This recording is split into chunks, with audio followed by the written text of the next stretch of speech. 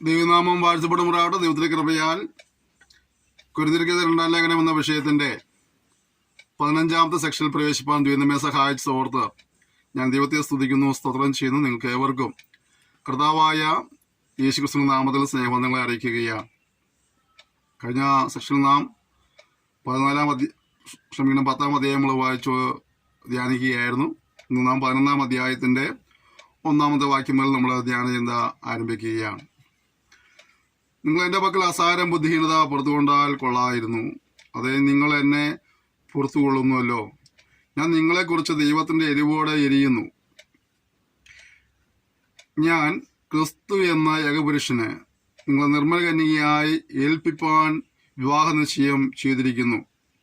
എന്നാൽ സർപ്പം ഹവ്വയെ ഉപായത്താൽ ചതിച്ചതുപോലെ നിങ്ങളുടെ മനസ്സ് ക്രിസ്തുവിനോടുള്ള ഏകാഗ്രതയും നിർമ്മലതയും വിട്ട് വഷളായി പോകുമോ എന്ന് ഞാൻ ഭയപ്പെടുന്നു. പൗലോസ് ലേഖനം എഴുതുമ്പോൾ ആ ദൈവജനത്തെക്കുറിച്ചുള്ളതായ ഒരു ഭാരം അവിടെ പ്രകടമാക്കുകയാണ്. താൻ സുവിശേഷം പറഞ്ഞ് പലതരങ്ങളിൽ മുന്നോട്ട് വന്നതായ ഈ ജനതയെ ആത്മീയമായി വളർത്തിയെടുക്കുവാനുള്ള ഒരു ഉത്സാഹം അവിടെ അദ്ദേഹം പറഞ്ഞിങ്ങനെയാണ്: ഞാൻ നിങ്ങളോട് പറയുന്നതിൽ എന്തെങ്കിലും ഒരു ബുദ്ധിമോശം സംഭവിച്ചെന്ന് ചിന്തിക്കുന്നെങ്കിൽ നിങ്ങൾ പുറക്കണം, ക്ഷമിക്കണം. ഞാൻ എന്ത് ചെയ്യുകയാണ്? നിങ്ങളെക്കുറിച്ച് ദൈവത്തിന്റെ എരിവോട് എരിയുന്നു. അദ്ദേഹത്തിന്റെ ആ ഭാരം മനസ്സിലാക്കണം. ഇവരെ കുറിച്ച് ദൈവത്തിന് എന്താണോ പദ്ധതിയുള്ളത്, ദൈവത്തിന് എന്താണ് ചിന്തയാണുള്ളത്, ദൈവത്തിന് എന്ത് കരുതലാണുള്ളത്, ആ ദൈവിക ഭാവത്തോട് ഏകീഭവിച്ചുകൊണ്ടാണ് പൗലോസ് പറഞ്ഞത് ഞാൻ ദൈവത്തിന്റെ എരിവോടെ എരി എന്ന് പറഞ്ഞാല് ദൈവം ആഗ്രഹിക്കുന്ന അളവിൽ നിങ്ങൾ ആയിത്തീരണമെന്ന് ഞാനും ആഗ്രഹിക്കുന്നു. ആണ് ദൈവം ആഗ്രഹിക്കുന്ന അളവില് നിങ്ങൾ ആയിത്തീരണമെന്ന് ഞാനും ആഗ്രഹിക്കുകയാണ്. എന്താണ് അടുത്തത്? നിങ്ങൾ എന്തിരിക്കുക? ക്രിസ്തു എന്ന ഏക പുരുഷന് നിങ്ങളെ നിർമ്മലകന്യയായി ഏൽപ്പിപ്പാൻ വിവാഹ നിശ്ചയം ചെയ്തിരിക്കുന്നു. രക്ഷിക്കപ്പെട്ടവർ ദൈവമായതിലും കർത്താവുമായിട്ടൊരു ഉടമ്പടിയിലേക്ക് വന്നവരാണ്. ആ ഉടമ്പടിയിൽ നിലനിൽക്കുവാൻ നമുക്ക് ഇടവരണം എന്നുള്ളതാണ്. വിവാഹനിശ്ചയം ചെയ്ത പെങ്കൊച്ചിനെ സംബന്ധിച്ചിടത്തോളം വേറൊരു പുരുഷനുമായിട്ട് ബന്ധം സ്ഥാപിക്കുവാൻ അവൾക്ക് അവസരമില്ല, അനുവാദമില്ല. നമ്മൾ ഓരോരുത്തരും ക്രിസ്തു എന്ന ഏകപുരുഷനായി നമ്മളെ വിവാഹ നിശ്ചയം ചെയ്തിരിക്കുന്നവരാണ്. അതുകൊണ്ട് തന്നെ മറ്റൊരു ബന്ധം സ്ഥാപിക്കുവാനായിട്ട് നമുക്ക് ഒരിക്കലും അനുവാദമോ അവസരമോ ഇല്ല എന്ന കാര്യം മറന്നു പോകരുത്.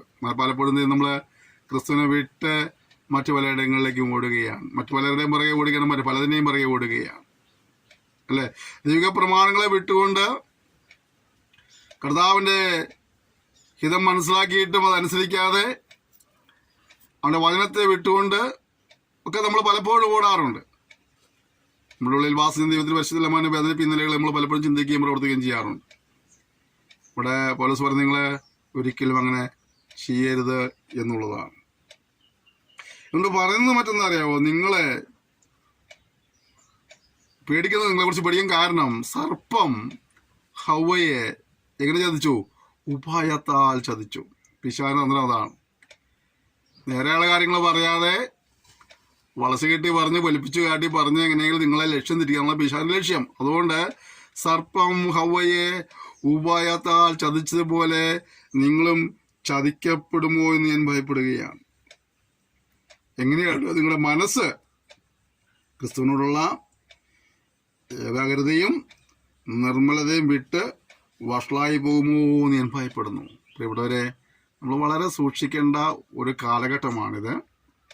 സൂക്ഷിക്കേണ്ട ഒരു കാര്യം ഇതാണ്: ക്രിസ്തുവിനോടുള്ള ഏകാഗ്രത വിട്ട്, അവനോടുള്ള നിർമ്മലത വിട്ട് വഷളായി പോകുവാൻ കഴിയുന്ന ഒരുപാട് കാര്യങ്ങൾ ഇപ്പുറത്തുണ്ട്. ലക്ഷ്യം തെറ്റിക്കാനായുള്ള ഒരുപാട് തന്ത്രങ്ങൾ പിശാച് മെനഞ്ഞു വെച്ചിട്ടുണ്ട്. അത് ലക്ഷ്യം തിരിക്കാൻ വേണ്ടിയിട്ടാണ്.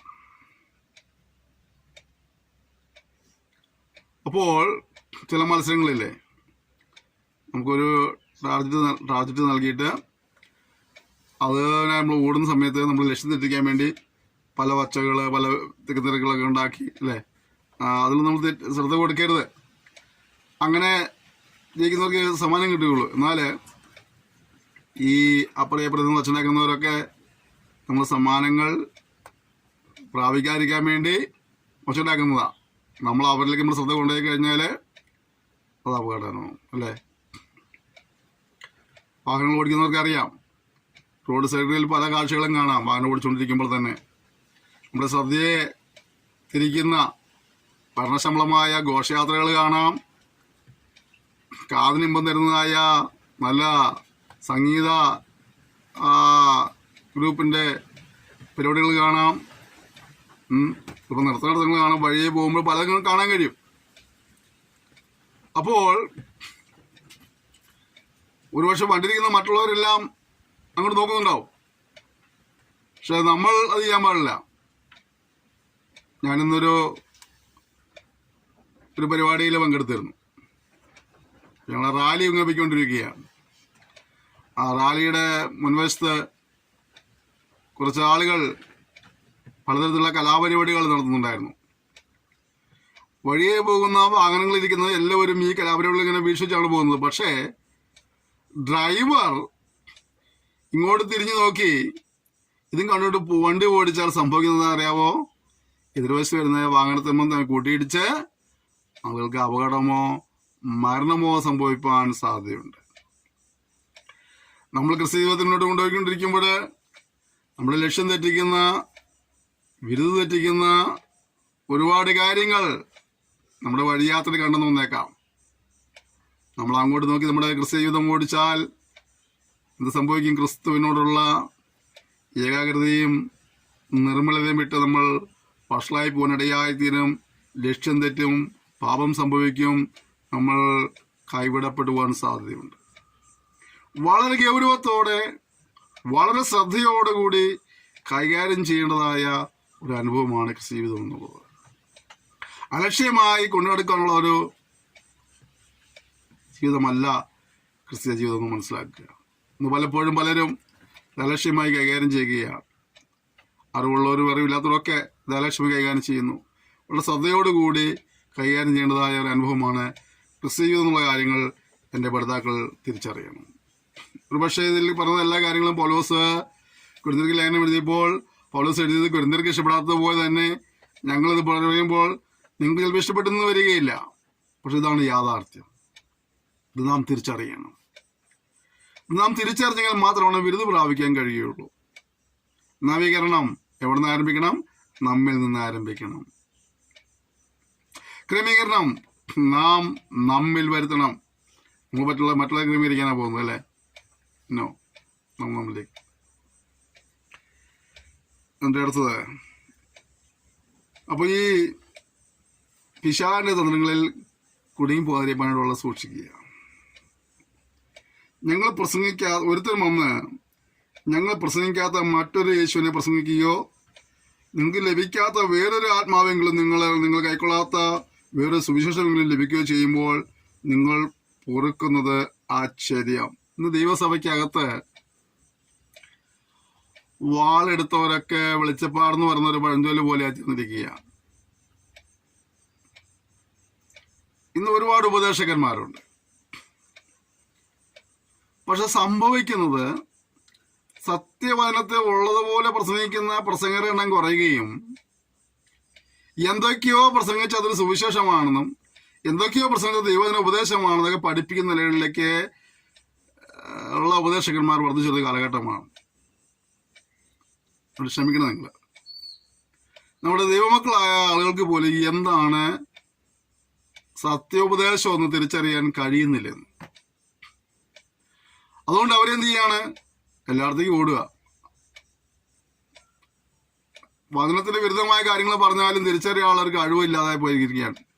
നമ്മൾ പരേവലെ ദൈവത്തെക്കുറിച്ച് പഠിക്കുമ്പോൾ അവരിത് പ്രസംഗം കേൾക്കുക മാത്രം ചെയ്യാതെ അവരെന്ത് ചെയ്തിരുന്നു? അവർ വന്ന് ദൈവവചനത്തിൽ അങ്ങനെ പറയുന്നുണ്ടോ, ദൈവവചനം എന്താണ് അനുശാസിക്കുന്നത് എന്ന് ദിനംതോറും പരിശോധിച്ചുകൊണ്ടിരുന്നു. ഇന്ന് വചനം എന്താ പറയുന്നത് ആ കാര്യങ്ങളെ കുറിച്ച്? ചില പ്രഭാഷകരൊക്കെ ഒരു വാക്യം വായിച്ചിട്ട് അതിനുവേണ്ടി വ്യാഖ്യാനം കേൾക്കുമ്പോൾ നമ്മൾ തന്നെ അതിശയപ്പെട്ടു പോകാറുണ്ട്. അവരെന്തൊക്കെയോ പറഞ്ഞു കൂട്ടുകയാണ്. ഒരു പക്ഷേ അവർ പറഞ്ഞു കൂട്ടുമ്പോൾ മറ്റൊരു കാര്യം എന്നുള്ളത്, ഈ ദൈവമക്കളായി നമ്മൾ വർഷങ്ങളായിട്ട് രക്ഷിക്കപ്പെട്ട് സ്നാനപ്പെട്ട് ദൈവദിനം വായിച്ച് പഠിച്ചത് നമ്മളൊക്കെ പോയിട്ട് ഒരു കീഴിലിരുന്ന് ആമേനും ഗ്ലോറിയും കലയിലും പറയുമ്പോൾ അവർക്ക് നല്ല പ്രോത്സാഹനമായി.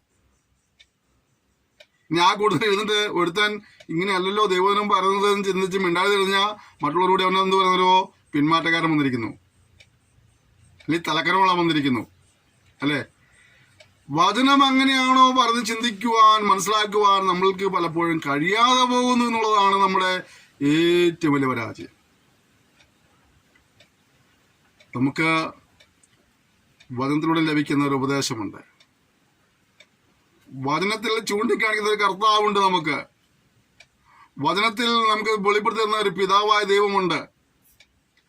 വചനം നമുക്ക് തരുന്നതായ ഒരു നിത്യതയെക്കുറിച്ചുള്ള ധാരണയുണ്ട്, ഒരു അറിവുണ്ട്. വചനവിരുദ്ധമായ കലാപരിപാടികളിൽ നമ്മൾ ആമേൻ പറയാനും ഗ്ലോറി പറയാനും പോയേക്കരുത്. പക്ഷെ ഇന്നത്തെ സംഭവം ആത്മീയലോകത്തിൽ അത് തിരിച്ചറിയാൻ കഴിയാതെ അങ്ങനെയുള്ളവരെ കൂടെ ചേർന്ന് ചാടുന്ന ഒരുപാട് ദൈവമക്കളുണ്ട്. തിരിച്ചറിവിലേക്ക് ദൈവവചന ധ്യാനത്തിലേക്ക് മുടങ്ങി വരണം. അതിന് നമ്മൾ വായിച്ച് പഠിക്കണം.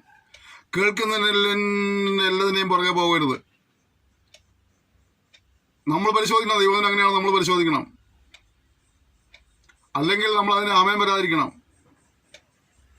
അവർ പറഞ്ഞതിന്റെ പേരിൽ ഇന്ന സംഘടനയില് ഇന്ന വേദിയിൽ ഇന്നയാള് പറഞ്ഞതിന്റെ പേരിൽ നോ. ഏത് വേദിയാണെങ്കിലും ഏത് സംഘടനയാണെങ്കിലും ഏത് പ്രഭാഷകനാണെങ്കിലും ദൈവവചനം ആ വിഷയത്തെക്കുറിച്ച് എന്താണ് പറയുന്നത് മനസ്സിലാക്കി അതിനനുസരിച്ച് ജീവിപ്പാൻ ഇടവരണം. ഇവിടെ പണ്ട് പൗലോസ് ആ കാലഘട്ടങ്ങളിൽ പറഞ്ഞു, എന്താണ്?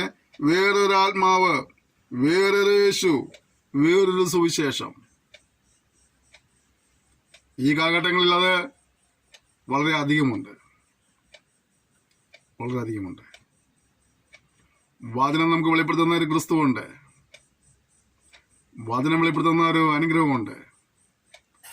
വചനം വെളിപ്പെടുത്തിയ ഒരു സുവിശേഷമുണ്ട്. അതിന്റെ അപ്പുറത്തേക്കുള്ള സുവിശേഷവും യേശുവും ആത്മാവും ഒന്നും ശരിയായതെല്ലാം തിരിച്ചറിയുവാനുള്ള കഴിവ് നാം ദൈവനും വായിച്ചു പഠിച്ചിട്ടുണ്ടാകണം. ഞങ്ങളുടെയൊക്കെ ചെറുപ്രായത്തില് ക്രിസ്തുവിൽ പ്രസിദ്ധരായ ആത്മീയ പിതാക്കന്മാർ ഞങ്ങളുടെ സഭകളിലൊക്കെ ഒന്ന് ദൈവനും പഠിപ്പിക്കുമായിരുന്നു. അന്ന് സഭകളിൽ ബൈബിൾ ക്ലാസ് നടത്തും. ബൈബിൾ ക്ലാസ് 15 ദിവസം 7 ദിവസമൊക്കെ നീണ്ടു നിൽക്കുന്നതായ ബൈബിൾ ക്ലാസ്സുകൾ ഇടയ്ക്കിടയ്ക്ക് വന്ന് പഠിപ്പിക്കും. അന്ന് ജനങ്ങൾ രാത്രിയും പകലൊക്കെ പോയി പഠിക്കാനും ഉത്സാഹികളായിരുന്നു. ഇന്ന് അങ്ങനത്തെ വേല കൂട്ടായ്മയെല്ലാം വെച്ച് കഴിഞ്ഞാൽ ആരും സഭയിലുണ്ടായിരിക്കുകയില്ല.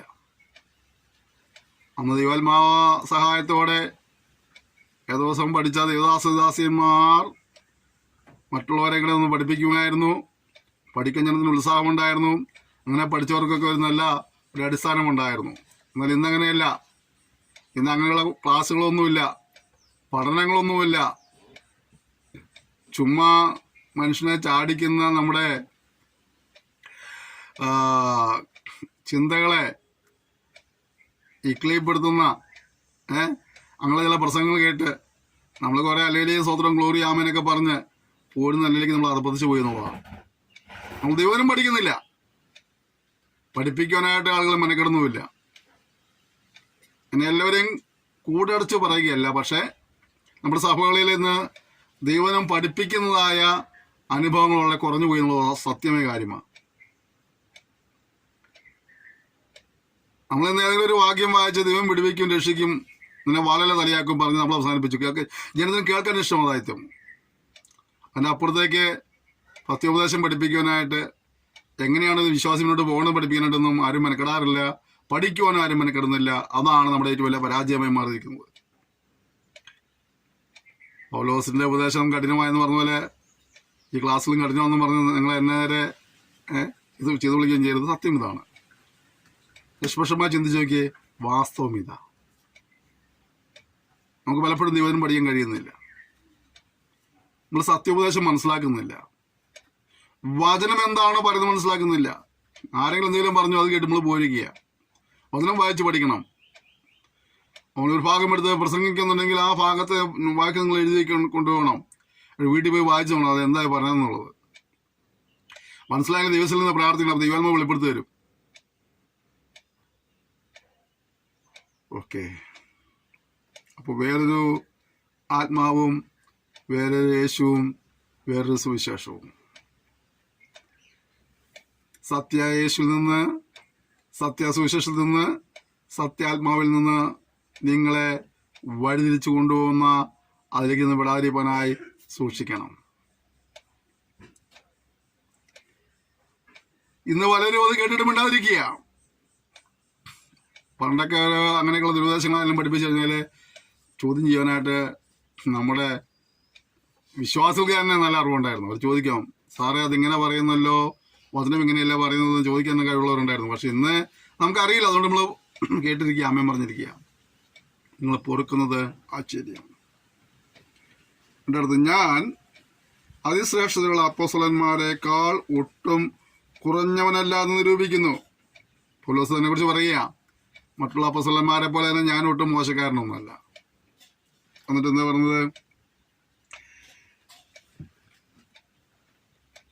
ഞാൻ വാക് സാമർഥ്യമില്ലാത്തവനെങ്കിലും പരിജ്ഞാനമില്ലാത്തവനല്ല. ഉണ്ടോ? വാക് സാമർഥ്യത്തെക്കാൾ എന്ത് വേണം? പരിജ്ഞാനം വേണം. പരിജ്ഞാനം വേണം. ഈ സ്റ്റേജിൽ കയറി എന്തെങ്കിലുമൊക്കെ വായിക്ക് തോന്നി വിളിച്ച് പറഞ്ഞ് 2-2.5 മണിക്കൂർ ജനത്തെ ചാടിച്ചു പോകുന്ന വാക് സാമർഥ്യത്തിന് അപ്പുറമായിട്ട് ദൈവിക പരിജ്ഞാനത്തിന് കീഴിലായിരിക്കണം പ്രഭാഷകന്മാർ. കേൾവിക്കാരോ പ്രകാരമായിരിക്കണം. ഇപ്പൊ പലസ്വരെ ഞാൻ വാക്സാമൃതമില്ലെങ്കിലും ഞാൻ ആരല്ല, പരിജ്ഞാനമില്ലാത്തവനല്ല. ഞങ്ങളത് നിങ്ങൾക്ക് എല്ലായ്പ്പോഴും എല്ലാ വിധത്തിലും വെളിപ്പെടുത്തിയിരിക്കുന്നുവല്ലോ. പൗലോസിന്റെ സാക്ഷ്യം കണ്ടോ?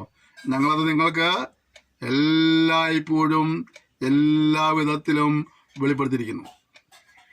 തന്റെ പരിജ്ഞാനം താൻ കണ്ടുമുട്ടുന്ന ജനത്തിന്റെ മധ്യേ വെളിപ്പെടുത്തിയ വ്യക്തിയായിരുന്നു. താഴോട്ട് വായിക്കുമ്പോൾ, അല്ലെങ്കിൽ ഞാൻ ദൈവത്തിന്റെ സുവിശേഷം നിങ്ങൾക്ക് സൗജന്യമായി പ്രസംഗിച്ചുകൊണ്ട് നിങ്ങൾ ഉയരേണ്ടതിന് എന്നെ തന്നെ താഴ്ത്തുകയാൽ പാപം ചെയ്തുവോ? ഉണ്ടോ? അവിടെ സുവിശേഷം സൗജന്യമായി പ്രസംഗിക്കുന്നു, മറ്റുള്ളവരുടെ ഉയർച്ചയാണ് ലക്ഷ്യം. ഇത് പൗലോസിന്റെ ശുശ്രൂഷ മാതിരിയായിരുന്നു. പക്ഷെ ഇന്ന് അല്പമൊക്കെ അതിനെ കോട്ടമാട്ടം സംഭവിച്ചിട്ടുണ്ട് അല്ലേ? സുവിശേഷം സൗജന്യമായി പ്രസംഗിക്കുന്ന ആളുകൾക്ക് ഒരുപാട് പേരുണ്ട്. പക്ഷെ ചിലർക്കൊക്കെ ഞങ്ങൾ വരണമെങ്കിൽ ഞങ്ങൾക്ക് എത്ര രൂപ കിട്ടുമെന്ന് ചോദിച്ചു വാങ്ങുന്ന പുള്ളികളുമുണ്ട്. അപ്പോൾ സുവിശേഷം സൗജന്യമല്ല. അപ്പോൾ ഇവിടെ ജനങ്ങൾ വിടുവിക്കപ്പെടുക എന്നുള്ളതല്ല, ആത്മകൾ രക്ഷപ്പെടുക എന്നുള്ളതല്ല. പിന്നെ എന്താണ്?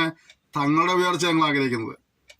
ഞങ്ങളൊന്ന് പ്രസംഗിച്ച് എനിക്ക് എന്ത് കിട്ടും അങ്ങനെ ചോദിക്കുന്ന, പരസ്യമായി ചോദിക്കുന്ന ആളുകളുണ്ട്, പ്രഭാഷകരുണ്ട്. ഇല്ലെന്ന് പറഞ്ഞാൽ ഞാൻ സമ്മതിക്കത്തില്ല. പണ്ടൊക്കെ ദാസന്മാർ നമുക്ക് ഒരു ശുശ്രൂഷ എവിടെ വിളിച്ചാലും അവർ വരുമായിട്ട് പ്രസംഗിക്കുമായിരുന്നു. കാരണം അവരുടെ ചിന്ത എങ്ങനെയെങ്കിലും ആത്മാക്കൾ രക്ഷിക്കപ്പെടുന്നതാണ്. ഇന്നത്തെ പ്രഭാഷകന്മാർ ചിലരെങ്കിലും എത്ര പേര് കൂടും, എന്തൊക്കെയാണ്, ഞങ്ങൾക്ക് എത്ര രൂപ തരണം എന്നൊക്കെ പറഞ്ഞു തരുന്ന ആളുകളുണ്ട്. കുറഞ്ഞു പോയാൽ അവരെ എണ്ണി നോക്കിയിട്ട് ബാക്കി ചോദിച്ചു വാങ്ങുന്ന പ്രസംഗകരുമുണ്ട്. അപ്പോൾ അവരെ ഉയർച്ച അവർ കാണുന്നത് ആ തലമുറ ഒരു മാറ്റം വരേണ്ട അനിവാര്യമാണ്. ഓക്കെ, ഞങ്ങൾ വിടുക. നിങ്ങളുടെ ഇടയിൽ ശുശ്രൂഷ ചെയ്യുവാൻ ഞാൻ മറ്റു സഭകളൊക്കെ അവിടുന്ന് അവരോട് ചെലവിന് വാങ്ങി. ഉണ്ടോ? പൗലോസ് പറഞ്ഞ ഒരു പാവപ്പെട്ട സഭയെ ശുശ്രൂഷിക്കുമ്പോഴേ അവർക്ക് തങ്ങളെ സപ്പോർട്ട് ചെയ്യാനുള്ള കഴിവില്ലെങ്കിൽ അവിടെ സുവിശേഷപ്പെടുന്ന നടത്താൻ വേണ്ടി കഴിവുള്ളവർ ചോദിച്ചു വാങ്ങുന്ന ഒരു ശീലം പൗലോസ് ഉണ്ടായിരുന്നു. പക്ഷെ ഇന്ന് ഇത് പാവപ്പെട്ട സഭയാണെങ്കിലും അവിടെ പോയി സുവിശേഷം പറയാൻ വിളിക്കുമ്പോൾ അവിടെ കിട്ടും വരുമാനം, ഉദ്ദേശിച്ച വരുമാനം ഇല്ലെങ്കിൽ അവരുടെ ഡേറ്റിൽ മറിഞ്ഞ് വിടുന്ന ആളുകളുണ്ട്. അല്ലെങ്കിൽ അവർ ആ പാവപ്പെട്ടവരെ ഇപ്പം ഞെരുക്കി എനിക്ക് ഇത്ര വേണമെന്ന് പറഞ്ഞ് ചോദിച്ചു വാങ്ങുന്ന ആളുകളുണ്ട്. പല ശുശ്രൂഷ എനിക്ക് വിഭിന്നമായിരുന്നു. ഇപ്പോഴത്തെ ദിദാസന്മാർ പ്രസംഗരൊക്കെ ഒന്നത് കാണുകയും കേൾക്കുകയും ചെയ്യുന്നെങ്കിൽ നിങ്ങളുടെ ജീവിതത്തിലെങ്കിലും ഒരു മാറ്റം വരുത്തണം. നമ്മുടെ കർത്താവ് എവിടെയെങ്കിലും അയക്കുന്നതിലൂടെ പോയി പ്രസംഗിക്കുക, ശുശ്രൂഷിക്കുക, അതിൽ ഏതെങ്കിലും മേടിച്ചു പോരുക എന്നുള്ളതല്ലാതെ ഇത്ര വേണമെന്ന് പറഞ്ഞ് നിർബന്ധിക്കുവാനും ചോദിച്ചു വാങ്ങുവാനൊക്കെ നിൽക്കുന്ന ചില ആളുകളുണ്ട്. എല്ലാവരും അങ്ങനെയൊന്നല്ല. വളരെ സൗജന്യമായിട്ട് എവിടെയെങ്കിലും കടന്നുപോയി ശുശ്രൂഷിച്ച് അവിടെ നിന്ന് നന്മ കിട്ടിയാൽ പോലും ചിലപ്പോൾ അവിടെ തിരിച്ചു കൊടുത്തു പോകുന്ന പ്രാർത്ഥിച്ചു പോരുന്ന ദാസന്മാരുണ്ട്. ഞാൻ വേറെ മറക്കുന്നില്ല. പക്ഷേ മറ്റ് നേരത്തെ പറഞ്ഞ പോലെയുള്ള ആളുകൾ ഉണ്ടെന്നുള്ളത് നമ്മൾ തിരിച്ചറിയാൻ വേണ്ടി പറഞ്ഞതാണ്. നിങ്ങളുടെ ഇടയിൽ ഇരുന്നപ്പോൾ മുട്ടുണ്ടായാലും ഞാൻ ഒരുത്തനെയും ഭാരപ്പെടുത്തിയില്ല. മക്കതോനിയിൽ നിന്ന് വന്ന സഹോദരന്മാർ അത്ര എന്നെ മുട്ടു തീർത്തത്. ഞാൻ ഒരു വിധേനയും നിങ്ങൾക്ക് ഭാരമായി തീർന്നവണ്ണം സൂക്ഷിച്ചു, മേലാലും സൂക്ഷിക്കും. അപ്പോൾ അദ്ദേഹം പറഞ്ഞതിന്റെ സുശേഷഘോഷണത്തിൽ ഞാനൊരു സ്ഥലത്ത് ചെല്ലുമ്പോഴേ ആ ദേശത്തുള്ളവർക്ക് ഞാനൊരു ഭാരമായി തീരായിരിക്കാൻ സൂക്ഷിക്കും. പ്രിയപ്പെട്ടവരെ, നമ്മളും അങ്ങനെയൊക്കെ ഇന്ന് ചില ടീമുകൾ മുട്ടത്തെ കൺവെൻഷൻ പരസ്യം നടത്താനൊക്കെ നമ്മുടെ അടുത്ത് വരുന്ന ആളുകളുണ്ട് അല്ലേ. പലപ്പോഴും അവരുമായി സംസാരിക്കുമ്പോൾ അവർ പറഞ്ഞു ഞങ്ങൾക്ക് ഇത്ര രൂപ കിട്ടി ഞങ്ങൾ വന്ന് ശുശ്രൂഷ അറിയിക്കാം, നിങ്ങൾ പരസ്യം നടത്താം. അങ്ങനെ അവർ പറഞ്ഞ പല കാരണങ്ങളുണ്ട്. ഒരു പാവപ്പെട്ട ദേവദാസന സ്ഥലത്ത് പുതിയ സ്ഥലത്ത് പ്രവർത്തനം ആരംഭിച്ചു. അതേ ശുശ്രൂഷ അറിയിക്കാൻ താല്പര്യമുണ്ടാവാൻ. എന്നാൽ നിങ്ങളുടെ ടീമിനോട് ചാനലും പറഞ്ഞാൽ ചോദിച്ചറിഞ്ഞ് വിളിച്ചു വരുമ്പോൾ പറയും ഞങ്ങൾക്ക് ഇത്ര കിട്ടണം, ഇത്ര രൂപ കിട്ടണം, ഇന്ന സൗകര്യങ്ങൾ വേണം. ഇപ്പം അവിടെ ദേവദാസന യാതൊരു നിർത്തിയില്ല. കാരണം അവിടെ വിശ്വാസം ആരുമില്ല. ഉള്ളൊരു പുതിയ വിശ്വാസം അവരെ കൂടി ഇതൊന്നും ഭാരം ചുമപ്പിക്കാൻ പറ്റില്ല. അതിന് താല്പര്യമുണ്ടെങ്കിലും നിങ്ങളുടെ പ്രവർത്തനങ്ങൾ നടക്കാതെ പോവുകയാണ്. സുശേഷ സംഘങ്ങളോട് എനിക്ക് ഒരു വാക്ക് പറയാനുള്ളത്, സംഭവം ശരിയായിരിക്കാം. നിങ്ങൾ ദൂരെ നിന്ന് യാത്ര ചെയ്ത് അവിടെ വന്നു പോകുന്നതിൻ്റെ ചിലവ് വരുന്നുണ്ട്. നിങ്ങൾക്ക് വേറെ സപ്പോർട്ടൊന്നും കിട്ടുന്നില്ലായിരിക്കാം. എന്നാലും കഴിയുന്നത്ര ആ ആഗ്രഹത്തെ, ആ ദേവദാസിൻ്റെ ആഗ്രഹത്തെ മാനിച്ച് ഇവിടെ സഹകരണം കാണിക്കാനുള്ളൊരു മനസ്സ് നമുക്കുണ്ടാകണം. സീക്കാൻ സേവ് മിഷൻ എന്ന് പറഞ്ഞ മിനിസ്ട്രി ഞങ്ങൾക്കുണ്ട്, അതിൻ്റെ ടീം വർക്കുണ്ട്, അതിൻ്റെ പരസ്യങ്ങളും മുടുത്ത കൺവെൻഷനൊക്കെ ഞങ്ങൾ നടത്താറുണ്ട്. കേരളത്തിൻ്റെ പല ഭാഗത്തും നടത്തിയിട്ടുണ്ട്. ഞങ്ങൾക്ക് ധൈര്യമായി പറയാൻ കഴിയും, പലപ്പോഴും ഞങ്ങളുടെ കയ്യിൽ നിന്ന് പൈസ മുടക്കി ആ പ്രദേശത്ത് നിന്ന് സുരക്ഷ അറിയിച്ച് പോകുന്നതാണ് ഞങ്ങളുടെ ടീമിൻ്റെ പ്രവർത്തനങ്ങൾ. ചിലപ്പോൾ ചിലരൊക്കെ ഇത് പെട്രോൾ ചുമന്ന് തന്നിട്ടുണ്ട്. പക്ഷെ അതിനേക്കാൾക്ക് കൂടുതൽ കാശുകൾ ഞങ്ങൾക്ക് പലപ്പോഴും ചിലവായിട്ടുണ്ട്. ഇന്ന് വരെ ഒരു സ്ഥലത്ത് ഞങ്ങൾ നടത്താൻ വേണ്ടി ഇത്ര വേണമെന്ന് ഞങ്ങൾ ചോദിച്ചിട്ടില്ല, ഞങ്ങൾ പറഞ്ഞിട്ടുമില്ല. കഴിവതും ഞങ്ങളുടെ ഉള്ള ദേവദാസന്മാർ തന്നെ ആ ചിലവുകളെ കണ്ടെത്തി അതിനുള്ള സാമ്പത്തികമായുള്ള ഒരുക്കങ്ങളെല്ലാം നടത്തി ഒരു കടന്നു പോയിട്ട് സന്തോഷത്തോടെ ശുശ്രൂഷ ചെയ്ത് മടങ്ങിപ്പോരുന്നു. ഞങ്ങളുടെ ടീമിലുള്ള എല്ലാ ദേവദാസന്മാരെ ഓർത്ത് ദൈവത്തെ സ്തുതിക്കുകയാണ്. ഞങ്ങളുടെ നന്ദി പറയുകയാണ്. അഭിമാനത്തോടെ നിങ്ങളെക്കുറിച്ച് എനിക്ക് പറയാൻ കഴിയും. ആരെടുക്കാൻ പോയിട്ട് ഇത്ര രൂപ വേണം, ഇത്ര നിങ്ങൾ വരുള്ളൂ എന്നൊന്നും വരെ പറഞ്ഞിട്ടില്ല. ഒന്നും കിട്ടാതെ പോകുന്ന ഒരുപാട് സ്ഥലങ്ങൾ വരും. നിങ്ങൾക്ക് കേൾക്കുന്ന പലർക്കും അറിയാം. കേരളത്തിലെ പല ഭാഗങ്ങളിൽ കടന്നു വന്ന് പരസ്യങ്ങൾ നടത്തി, മുട്ട കൺവെൻഷൻ നടത്തി തിരിച്ചു പോരുമ്പോൾ അവരുടെ ഇല്ലായ്മയിൽ നിന്നവരൊന്നും തരാതിരുന്നവരുണ്ട്, ഉണ്ടായിട്ടൊന്നും കൂട്ടായ്മ കാണിക്കാതിരുന്നവരുണ്ട്, ഒരു പരാതിയും പറഞ്ഞ് ഞങ്ങൾ പോന്നിട്ടുണ്ട്. ഞാൻ പറയുന്നത് കർത്താവ് നമുക്ക് തരുന്ന കൃപയ്ക്കനുസരിച്ച് കടന്നാമത്തെ ഉയർത്തുക. നമ്മൾ ഒരു എമൗണ്ട് പറഞ്ഞ് ഒരു സാധു മനുഷ്യൻ ഒരു ദേശത്ത് ശുശ്രൂഷിക്കാൻ ആഗ്രഹിക്കുന്നത് നമ്മളായിട്ട് മുടക്കാതിരിക്കാനായിട്ട് സൂക്ഷിപ്പാൻ കർത്താവ് നമ്മൾ സഹായിക്കുമ്പോഴാകട്ടെ. ഇതിനുള്ള ക്രിസ്തുവിൻ്റെ സത്യത്താണ്. അകായ പ്രദേശങ്ങളിൽ ഈ പ്രശംസ എനിക്ക് ആരും ഇല്ലാതാക്കുകയില്ല. ഈ ഒരു പ്രശംസ നമുക്കും ഉണ്ടാകട്ടെ. ഞാൻ ആർക്കും ഒരു ഭാരമായിരുന്നില്ല, എൻ്റെ ശുശ്രൂഷകാർക്ക് ഭാരമായിരുന്നില്ല, എൻ്റെ പ്രസ്ഥാനമാർക്കൊരു ഭാരമായിരുന്നില്ല. ഞങ്ങൾ നഷ്ടം സഹിപ്പാൻ, ത്യാഗം സഹിപ്പാൻ ഞങ്ങളെ തന്നെ സമർപ്പിക്കുകയായിരുന്നു പറയുവാനുള്ള ഒരു തീരുമാനം നമുക്കുണ്ടാകട്ടെ.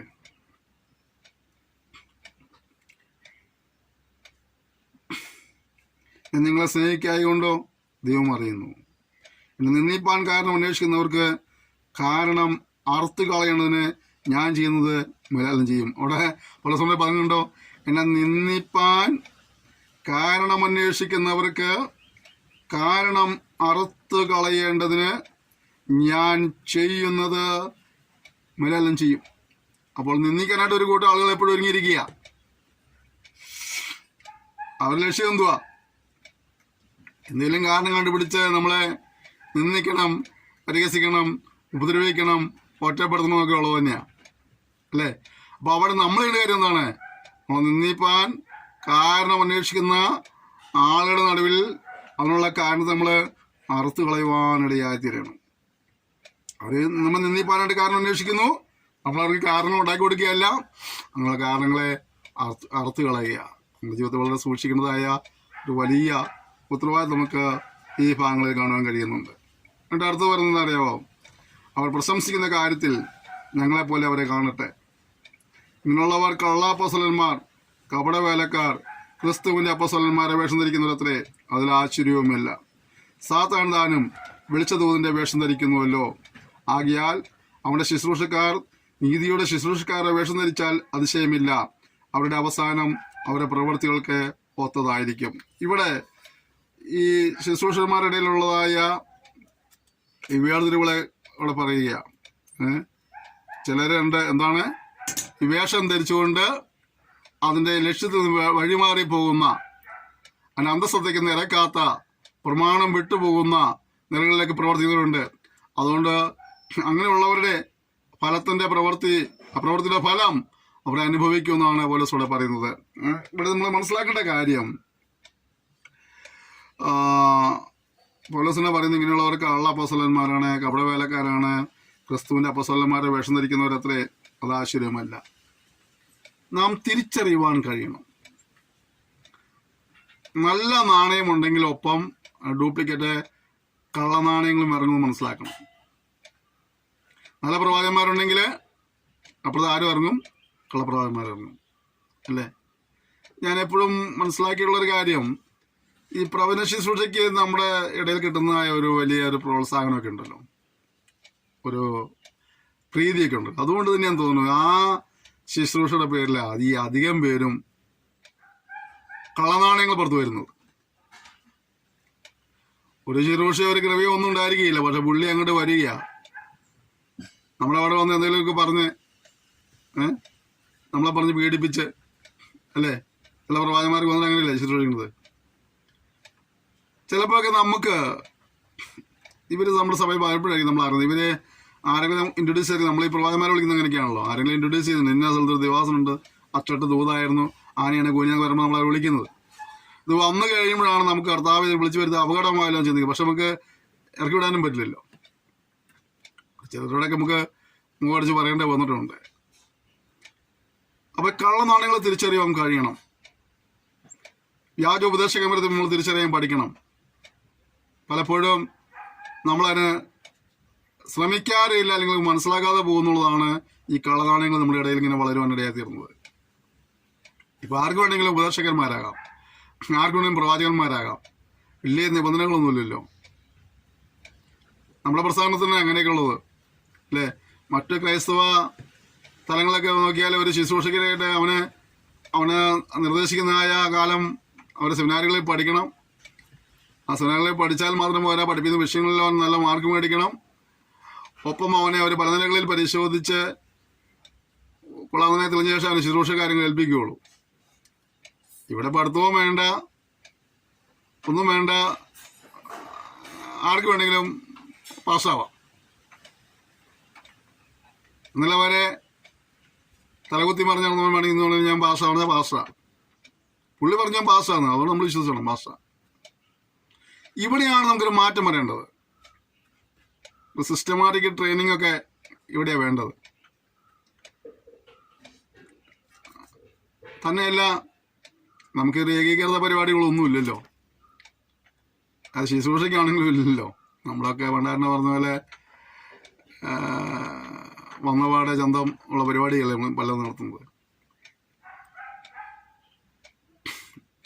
നമുക്കിവിടെയൊക്കെ വലിയ ഇനിയെങ്കിലും ഒരു ക്രമീകരണമൊക്കെ വരുത്തിയാൽ നന്നായിരിക്കും. വഴിയെ പോണ ആർക്കും എന്തും ചെയ്യാവുന്ന തലമായിട്ട് നമ്മുടെ ശുശ്രൂഷ മണ്ഡലം മാറാതിരിക്കാൻ സൂക്ഷിക്കണം. നിങ്ങളെ പ്രോത്സാഹിപ്പിക്കാൻ നമ്മൾ സൂക്ഷിക്കണം.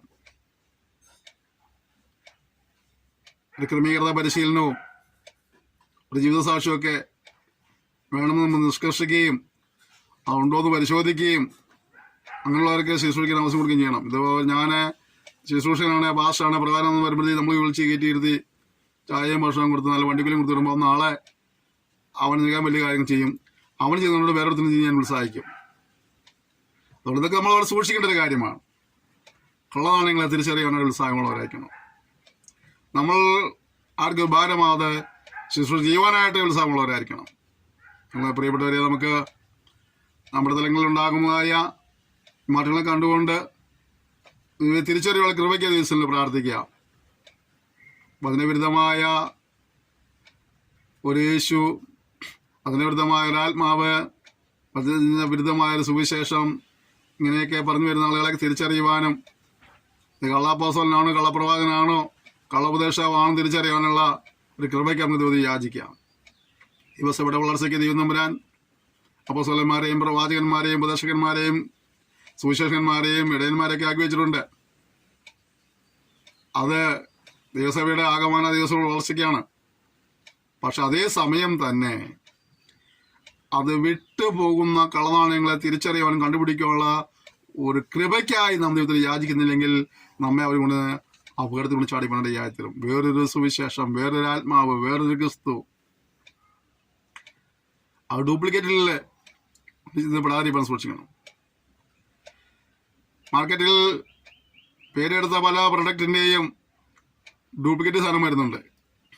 ആ അക്ഷരങ്ങളിൽ ചെറിയൊരു മാറ്റം ഉണ്ടാവുള്ളൂ, നമ്മൾ കണ്ടാൽ പെട്ടെന്ന് തിരിച്ചറിയുകയില്ല. ഈ ഉജാലയൊക്കെ ഇറങ്ങിയ സമയത്ത്, വളരെ മാർക്കറ്റ് പിടിച്ച സമയത്ത് ചെറിയ ചെറിയ അക്ഷരങ്ങളുടെ വ്യത്യാസത്തിൽ വേറെ പല കമ്പനികളും പല സാധനം ഇറക്കിയിട്ടുണ്ട്.